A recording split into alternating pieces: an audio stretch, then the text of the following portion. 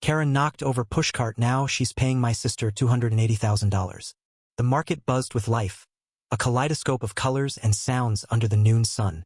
My sister, Lily, barely 22, poured her heart into her flower pushcart. Each bloom roses, lilies, tulips was a piece of her dream, a fragile hope for a better life after our parents' passing.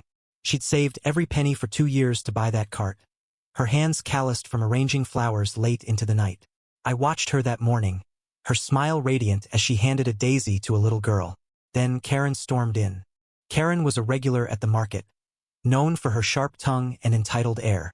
Mid-40s, impeccably dressed, she strutted through the stalls like she owned them. That day, she was on her phone, barking orders, oblivious to the world. Lily's cart stood in her path.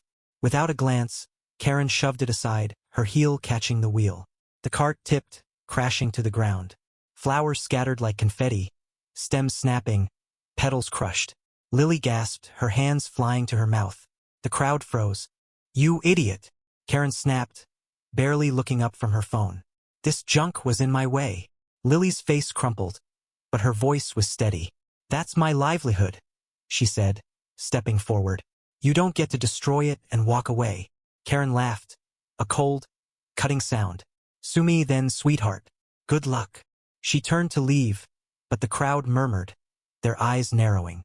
Among them stood Mr. Chun, the old vegetable vendor, his weathered face taut with anger.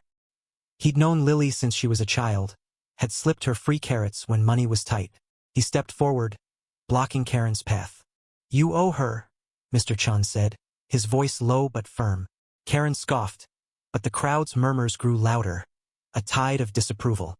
Lily knelt by her cart, salvaging what she could, her hands trembling.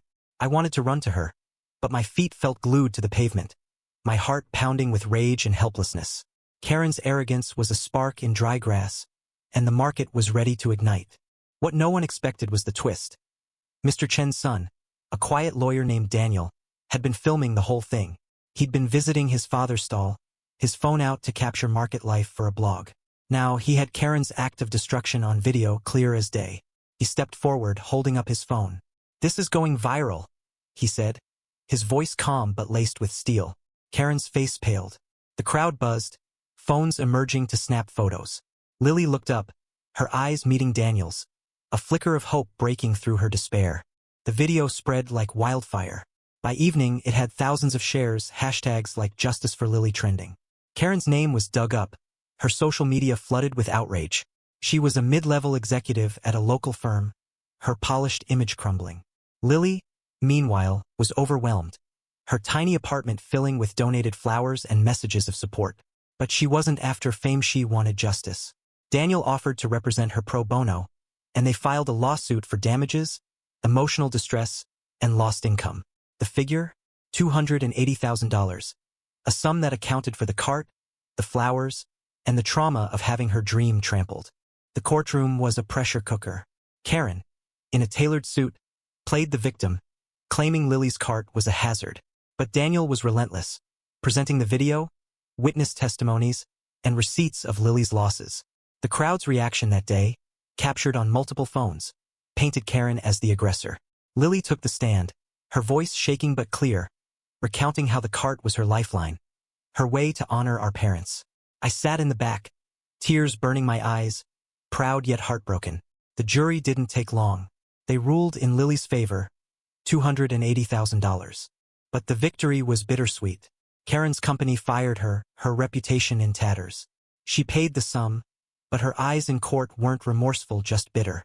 Lily used the money to rebuild, opening a small flower shop, but the spark in her eyes was dimmer.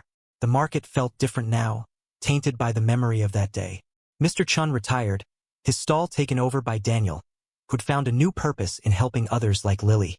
I watched my sister arrange bouquets in her shop, her hands steady but her smile rare. The cost of justice, it seemed, wasn't just Karen's, it was Lily's innocence, her trust in the world. The twist of Daniel's video had turned the tide, but it couldn't erase the pain. Karen's downfall was a warning. Pride and carelessness come at a price.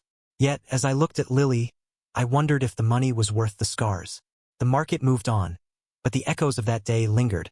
a reminder of how quickly dreams can shatter and how hard it is to piece them back together. What do you think? Was justice served? Or did the cost of this conflict outweigh the victory? Share your thoughts on where true accountability lies.